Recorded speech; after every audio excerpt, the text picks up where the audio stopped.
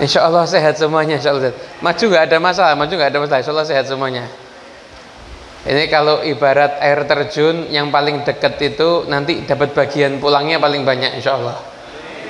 Insya Allah yang paling dekat nanti paling sehat. Ya. Assalamualaikum warahmatullahi wabarakatuh. Bismillah. Innal hamdalillah nahmaduhu wa nasta'inuhu wa nastaghfiruh wa na'udzu billahi min syururi anfusina wa sayyiati a'malina may yahdihillahu fala mudhillalah wa may yudlil fala hadiyalah. Allahumma shalli wa sallim ala sayyidina Muhammadin miftahi babi rahmatillah adada ma fi ilmillah salatan wa salaman daimaini bidawami mulkillah wa ala alihi wa sahbihi wa man walah wa man tabi'a sunnatahu wa qtada bihudah ila yaumi liqa'illah, amma ba'du. Yang kami hormati, yang kami muliakan segenap para habaib Al-Habib Idrus, Al-Habib Syekh Al-Idrus, dan para habaib yang lainnya, segenap para tuan guru, para asatid, sahibul hajat yang kami cintai, Haji Bambang sekeluarga, dan semua yang hadir. Semoga malam hari ini turun berkah untuk kita semuanya. Allah turunkan rahmatnya untuk kita semuanya, sehingga kita semuanya jadi orang yang hidupnya berkah di dunia ini sampai di akhirat nanti. Amin Allahumma amin. Hadirin yang dimuliakan Allah Subhanahu wa taala, malam hari ini kita berkumpul bersama, dan ini adalah malam pertama bulan Sya'ban ya. Ini malam pertama bulan Sya'ban. Rajab sudah lewat, tapi Isra Mi'raj masih terngiang-ngiang terus insyaallah. Malam ini malam istimewa insyaallah. Semoga kita katakan marhaban ya syahr Sya'ban, selamat datang bulan Sya'ban, dan selamat tinggal virus corona. Jadi Sya'bannya datang, coronanya pergi insyaallah ya. Amin ya rabbal alamin. Kalau di Palangkaraya belum begitu. Di Solo sudah zona merah. Doakan biar kembali jadi zona hijau ya. Jadi bisa ibadah, bisa pengajian lagi sebagaimana biasanya insyaallah. Bapak Ibu yang dimuliakan Allah Subhanahu wa taala, ibu-ibu juga ada tapi jauh di sana ibu-ibunya. Insyaallah masafatul qasar jaraknya. Hadirin yang dimuliakan Allah Subhanahu wa taala, Isra Mi'raj itu mengingatkan kita semuanya tentang satu ibadah yang penting tapi sering kita lalaikan. Apa itu ibadahnya? Ibadah sholat.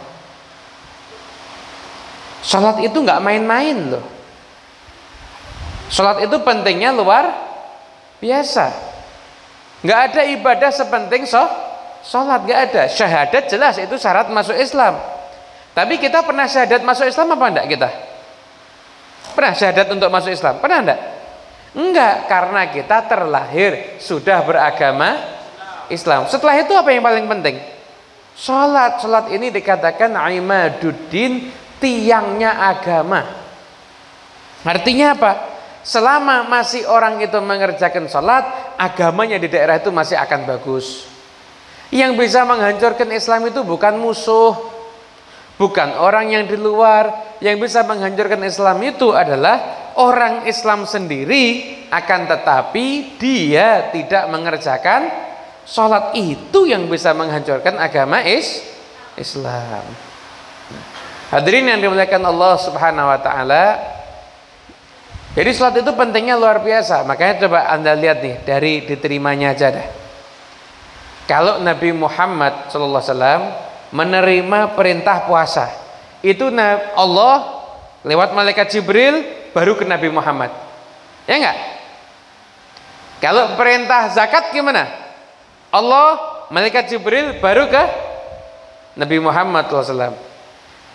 Kalau haji sama, Allah, malaikat Jibril baru ke Nabi Muhammad. Tapi kalau sholat enggak. Nabi Muhammad diundang berjumpa dengan Allah Subhanahu wa ta'ala. Setelah itu dikasih hadiah, bukan perintah ya, hadiah sholat awalnya 50 waktu. Lah orang kadang ada nggak paham, 50 waktu kok Allah mau memberatkan hambanya. Bukan memberatkan, Allah kangen sama hambanya, hingga Allah menginginkan hambanya menemui Allah sehari 50 kali, karena Allah cinta. Tapi Nabi Musa ngukur, umat ini nggak kuat. Ini umat ini nggak kuat, umat ini. Akhirnya dilobi, negosiasi sampai turun jadi 5 waktu. Itu aja Nabi Musa mesti minta keringanan. Minta keringanan itu. Kalau bisa minta keringanan lagi. Tapi Nabi Muhammad SAW mengatakan enggak, udah malu. Nggak tahu. Itu kalau mungkin akhirnya Nabi Muhammad jadi minta keringanan, mungkin langsung los, tidak ada perintah sholat. Ini biasanya yang belakang-belakang sambil mikir, kok dulu nggak gitu aja ya? Wah, ini malas sholat berarti ini. Hadirin yang dimuliakan Allah Subhanahu wa taala. Jadi perintah sholat itu luar biasa. Nah, tentang masalah sholat ini berarti perintahnya aja langsung loh. Allah berjumpa dengan Nabi Muhammad, kasih ini perintah sholat, hadiah untuk umat Nabi Muhammad. Sehari berapa banyak? 5 waktu. Dan mohon maaf, tidak ada gambarannya Muslim nggak sholat, tidak ada. Muslim itu pasti mengerjakan sholat, Muslim beneran. Nah kalau Muslim nggak puasa, ada Bib, ada. Orang yang sakit nggak wajib untuk berpuasa. Muslim sakit nggak wajib puasa. Muslim udah tua banget nggak wajib puasa. Muslim nggak zakat Bib, ada. Muslim yang nggak mampu nggak wajib zakat. Melarat, apa yang mau disakatin? Nggak ada namanya zakat harga diri. Kan punyanya tinggal itu kalau melarat kan. Haji nggak mampu nggak wajib zakat. Tapi kalau sholat gimana? Orang sehat wajib sholat apa enggak? Wajib enggak? Wajib. Orang sakit? Wajib. Mampu? Wajib. Melarat? Wajib. Ada yang enggak wajib sholat itu. Semuanya wajib mengerjakan sholat. Habib kalau sakit gimana? Wajib. Berdiri sholatnya, enggak bisa suruh bungkuk. Enggak lagi suruh sambil nyender. Enggak bisa lagi duduk. Duduk enggak bisa Habib, tidur miring. Dadanya ngadep kiblat. Nggak bisa lagi Beb telentang, kepala kasih bantal, telapak kakinya ngadepin kiblat. Nggak bisa lagi Beb sholat pakai kelopak mata. Nggak bisa lagi Beb sholatnya pakai hati. Masih nggak bisa lagi Beb kubur disolatin dulu, tapi mati berarti sudah ini. Nah, itulah menunjukkan tentang pentingnya urusan sholat. Makanya kita jangan sampai jadi orang yang menyepelekan apalagi meninggalkan sholat. Dulu Nabi Musa alaihissalam, beliau pernah didatangi sama seorang perempuan. Perempuan ini mengatakan, Musa, dosa saya gede, besar dosa saya ini. Kata Nabi Musa, nggak apa-apa, Allah tuh maha mengampun. Dosa saya benar-benar besar, Allah maha pengampun. Bu, apa? Sebutin aja. Saya berbuat zina, saya hamil, anaknya lahir saya bunuh. Nabi Musa langsung teriak mengatakan, kamu keluar dari tempat ini, saya takut turun azab ke tempat ini gara-gara kamu. Keluar perempuan itu dalam keadaan sedih. Setelah itu Allah negur Nabi Musa alaihissalam. Nabi Musa bukan berarti salah ya, Nabi nggak bisa berbuat salah ya, tapi mungkin ada tindakan yang harusnya lebih bagus. Ditegur sama Allah, Musa, kenapa kamu jadikan orang yang mau bertobat itu sedih? Tahu nggak, dosanya dia itu masih ada dosa yang lebih gede. Apa dosa yang lebih gede? Itu udah dosa besar loh itu. Dosa yang lebih gede adalah man tarakas sholata muta'ammidan, Orang yang meninggalkan sholat dalam keadaan sengaja, itu dosanya lebih besar. Na'udzubillah min dzalik. Makanya urusan sholat jangan main-main. Urusan sholat jangan main-main. Kerjakan sholat dengan bagus. Ketika turun firman Allah Ta'ala, wa'mur ahlaka bis sholati wastabir 'alaiha la nas'aluka rizqan nahnu narzuquka wal 'aqibatu littaqwa. Wa'mur ahlaka, perintahlah keluargamu wahai Muhammad untuk mengerjakan salat. Kemudian setelah itu sabar, kami enggak minta rezeki, justru kami akan ngasih rezeki. Setelah itu Imam Al-Baihaqi meriwayatkan setiap Nabi Muhammad SAW mengalami satu cobaan hidup, mungkin mengalami ujian, atau beliau mungkin mengalami kesempitan rezeki, maka beliau mengajak keluarganya untuk mengerjakan sholat.